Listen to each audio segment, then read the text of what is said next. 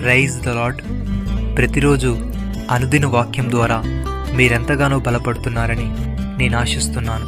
అలాగే మీరు కనుక మన యూట్యూబ్ ఛానల్ని క్రొత్తగా వీక్షిస్తున్నట్లయితే మన యూట్యూబ్ ఛానల్ని సబ్స్క్రైబ్ చేయండి, ఇతరులకు షేర్ చేయండి.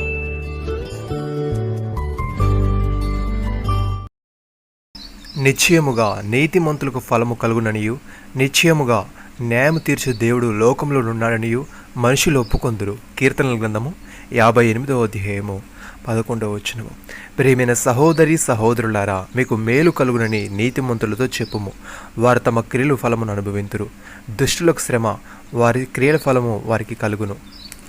ప్రియమైన సహోదరి సహోదరులారా, మనుషులందరూ భయము కలిగి దేవుని కార్యములు తెలియజేయుదురు. ఆయన కార్యములు చక్కగా యోచించుకొందురు.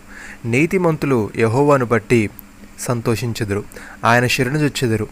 యథార్థ హురులందరూ అతిశయిల్లెదరు.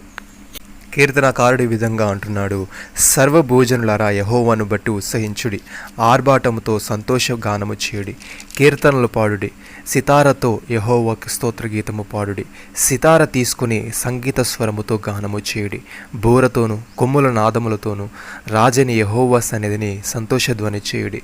సముద్రమును దాని సంపూర్ణతయు ఘోషించునుగాక, లోకమును దాని నివాసులను కేకలు వేయుదురుగాక. ఆయన సన్నిధిని నదులు చప్పట్లు కొట్టునుగాక, కొండలు కూడి ఉత్సాహధ్వని చేయునుగాక. భూమికి తీర్పు తీర్చుటకై, నీతిని బట్టి లోకమునకు తీర్పు తీర్చుటకై, న్యాయమును బట్టి జనములకు తీర్పు తీర్చుటకై యెహోవా వేయించేయుచున్నాడు. భక్తుడి విధంగా అంటున్నాడు, ఏ రాజును సేనా బలము చేత రక్షింపబడడు, ఏ వీరుడును అధిక బలము చేత తప్పించుకునడు. రక్షించుటకు గుర్రం ఒక్కరకు రాదు, అది దాని విశేష బలము చేత మనుషులను తప్పింపజాలదు. వారి ప్రాణమును మరణం నుండి తప్పించుటకును, కరువులో వారిని సజీవులుగా కాపాడుటకును యెహోవా దృష్టి ఆయన యందు భయభక్తులు గల వారి మీదను, ఆయన కృప కొరకు కనిపెట్టు వారి మీదను నిలుచుచున్నది. సహోదరి సహోదరులారా, ఇప్పుడు క్రీస్తు యేసునందున్న వారికి ఏ శిక్షా విధియు లేదు. క్రీస్తు యేసునందు జీవమునిచ్చు ఆత్మ యొక్క నియమము పాప మరణాల నియమము నుండి మనల్ని విడిపించను. ఎట్లనగా ధర్మశాస్త్రము దేనిని చేయజాలకపోయినో దానిని దేవుడు చేసెను.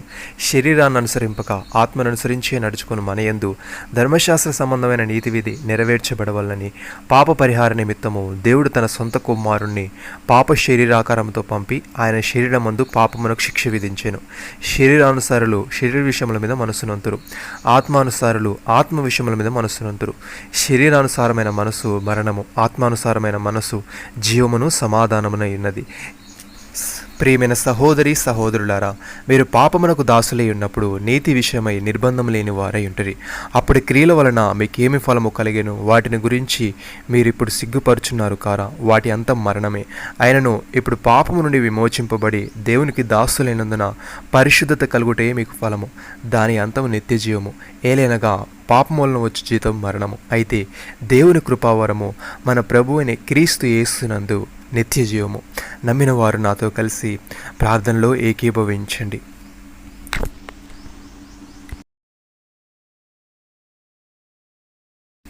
మమ్మల్ని మిక్కిలిగా ప్రేమిస్తున్న మా ప్రియ పరలోకపు తండ్రి, మీరు మాకు ఇచ్చిన వాగ్దానాన్ని బట్టి మీకు స్తోత్రములు. దేవా, మేము నీతిగా జీవిస్తూ నిన్ను బట్టి సంతోషిస్తూ నీ శరణొచ్చే వారముగా ఉంటకు సహాయము దయచేయమని, శరీరాన్ని అనుసరింపక ఆత్మను అనుసరించి నడుచుకొనొచ్చు ఆత్మానుసారముగా జీవించే వారముగా ఉండుటకు సహాయం దయచేయమని, నీ సమాధానం, నీ కాపుదల, నీ పరిశుద్ధాత్మ మాలో ప్రతి ఒక్కరికి మీరే దయచేయమని, మీరు మాకు ఇచ్చిన ఈ గొప్ప రక్షణ భాగ్యమును బట్టి మీకు వందనాలు చెల్లిస్తూ ప్రభువైన యేసు క్రీస్తు నామంలో ప్రార్థిస్తున్నాము తండ్రి.